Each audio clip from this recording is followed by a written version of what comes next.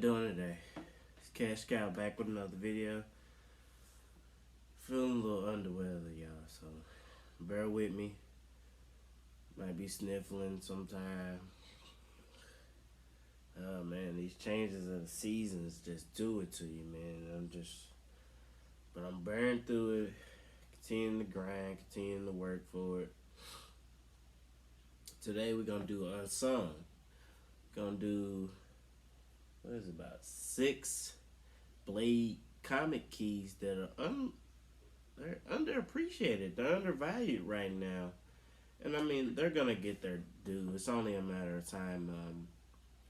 As the movie premiere date comes up closer and people know when it's gonna come out, that's when they're actually gonna finally start really taking off. But right now, some of these comics you can get for under $100.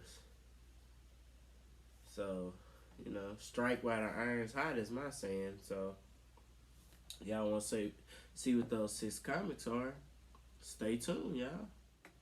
Number 1, y'all. We got Tomb of Dracula number 25.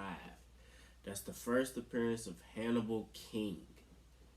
It's actually an ally of Blade. If anybody remembers Blade 3, that was Ryan Reynolds' character. He was Hannibal King. It's basically a detective that was bitten by a vampire and turned a vampire as well, but he's actually an ally of Blade. So he fights on the side of Blade, and if anybody's watched any of my past videos, you would know that I said Blade can't do it all by himself. He's gonna need people. He's gonna need allies. He has a lot of enemies. This is one of his allies, Hannibal King. So I'm pretty sure they're gonna, whoever they cast eventually, they're gonna premiere a Hannibal King character. If it's not with that, the first with the movie, then it'll be with he's also part of the Midnight Suns as well. So Hannibal King has a long future ahead of him that actually spreads him out through some other stuff. But this is the first appearance. Now they have a JCPenney reprint, and the difference you can tell with these two, the original one has that old, the yellow box in the corner and buy this, cut out this ad, type stuff. But the JCPenney reprint has a Stridex gum ad on the back. That's how you can tell the difference between a reprint and the first print. I actually heard, if I'm not mistaken, I heard the reprint is actually scarce as well. So if you can get your hands on either copy, hey, you should come out pretty well, guys. Right now you're starting to see Hannibal King bubble. And people know that he's going to come back out eventually, and they have to recast him and do it that way. So, hey. I told you how I feel about Blade. So, anybody that's a character of Blade, I'm like,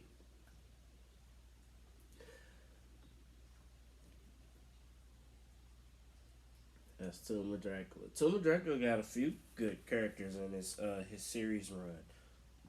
Also, first appearance of Blade is in that. First appearance of Frank Drake. It's other Midnight Suns characters that are in that.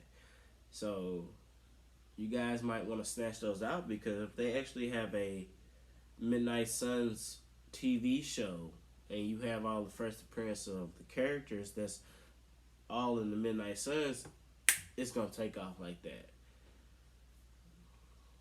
Just saying, guys. Keep your eye out for that. Next, number 2. We got Blade the Vampire Hunter number 7. Its art and its cover is basically dedicated to Deacon Frost. Deacon Frost is the vampire that bit Blade's mother while she was pregnant with Blade, and ended up turning Blade into a vampire. You get a feeling that Deacon Frost is gonna be one of the main antagonists for Blade. I'm pretty sure they're not gonna kill him off like that. The movie, it took a while to kill him off. I don't know if they're gonna recast him in the movie or eventually he'll come down the line and he'll be in a TV show. Pretty sure they'll do a movie. Like with this being a reboot, and the first Blade was in the '90s, like almost 20 over 20 some years ago. Pretty sure they're gonna start off with Deacon Frost, and then they'll build their way up to other characters. So I like that cover though, man. I actually got two other copies. And I was like, yeah, might as well stock up on them, you know? Like anything. And you have other comics that I'm not going to show here, but you have Tomb of Dracula number 45, which is his first full appearance. His first full appearance is Tomb of Dracula 45. Get that one as well. That one everybody's sitting on. Nobody's really paying attention to it right now. Like Deacon Frost and Hannibal King, Afara.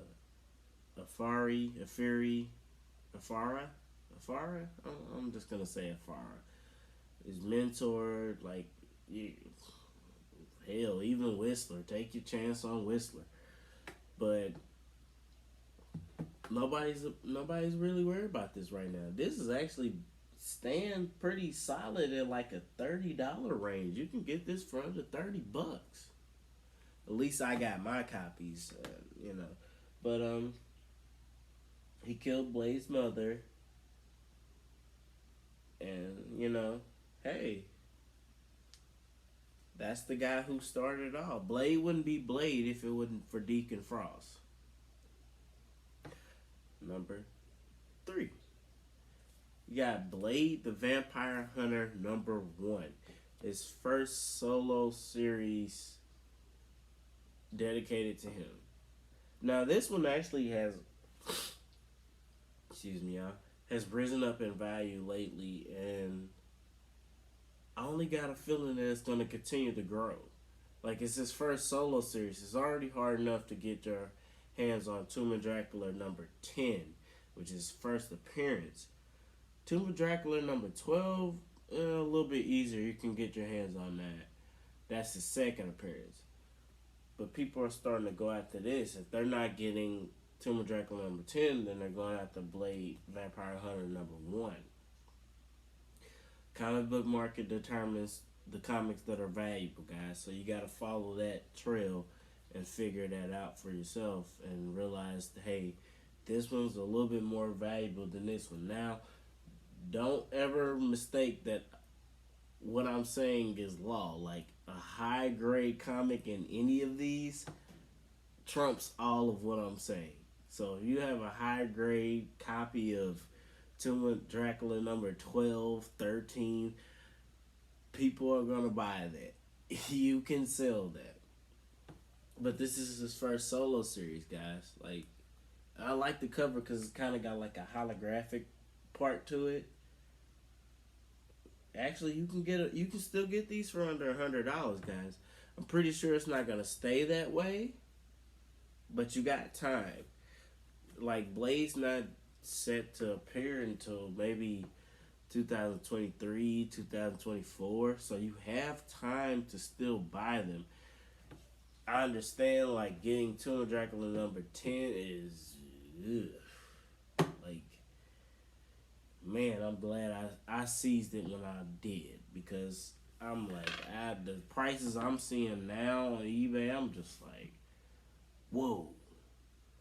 But hey, it's been a while. Like, he deserves that. Like, Blade is one of those to the moon astronomical characters that you can just relate to, and you're like, why was this comic that low? Because the first Blade movie was good. Wesley Snipes was a good Blade, and it's even rumors that he might actually appear back into it and have some split multi-universe thing, or he may be the old Blade training the new Blade, you know, stuff like that. But hey, I'll tune in to see that. I'll tune in to see that, yeah. That's number 3. Number 4, we got Vampire Tales number 8. This is the first solo story of Blade. Now with Blade, you have to be careful because you have Blade the Vampire Hunter that has keys in it. You have Tomb of Dracula that has keys in it of Blade, and you also have Vampire Tales that have keys in it as well. Like Blade has stories where he's tied into with Morbius, Ghost Rider, Hannibal King, Frank Drake. Like he has stories that spreads him around to other stuff. So this is another one that people are going to be seeking and going after. This is his first solo story.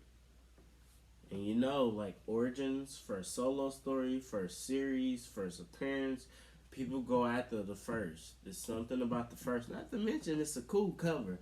Like and it's another one of those big books, right? So make sure you got a comic book thing cover that can hold that. I like that though, man. Like that's nice. Found that at a good deal, and I was like, okay, like first solo story. Please, come on now. I mean, you got other ones where uh Tomb of Dracula number 54 is a solo Blade story, but that's not his first. There's a difference when it's their first. Number 5 got Marvel Preview number 3. It's the first appearance of a furry, which is Blade's mentor. You know that this character is going to be somewhere down the road. Blade has to learn his skills of martial arts and being able to use his knives and all that from somebody. Who teaches him? He has to have a mentor. Now, in the first Blade movie in the 90s, he was with Whistler, and Whistler found him and all that, but Whistler's not his mentor. Afurius' his mentor.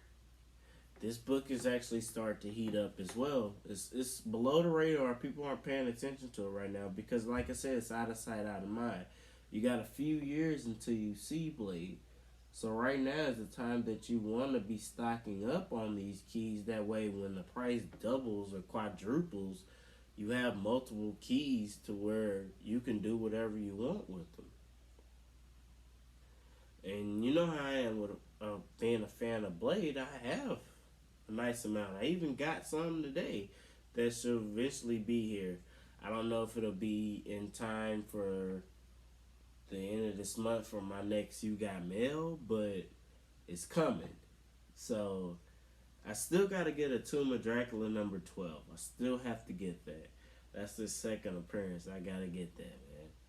But that's not really, you notice the crazy thing about it is they're not seeking that one as much. It's like, okay, well, if you can't get his first appearance, shouldn't you be going after his second appearance? The market dictates this stuff. I don't know why they do it, but hey, it's on them. 6. And last but not least, Tomb of Dracula number 13. It's the third appearance of Blade, the first cameo appearance of Deacon Frost. This comic actually sells for more than Tomb of Dracula number 12. That's why I say I don't understand because, well, in a way I do understand because it's the first cameo of Deacon Frost. Plus the cover is a little bit better. I'm sorry. Like Tomb of Dracula number 13's cover is way better than Tomb of Dracula number 12. The fact that you have one of his main antagonists making their first cameo and it's his third appearance, which means he's still new to the Tomb of Dracula thing, I think is what actually boosts people wanting it more than his second appearance was just his second appearance was Tomb of Dracula number 12. This comic, I got a feeling, is going to be... This one has a lot of potential. It really does. I think it has the most potential out of the majority of these books in here. Like, it's the first cameo of Deacon. It's the third appearance of Blade. Like,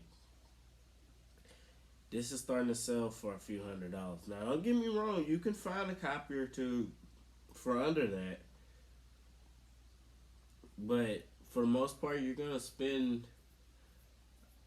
I say, maybe around the $150 range, maybe a little lower, maybe actually a little lower. Sometimes you can find it for you can find it for $100. You can find it for 125.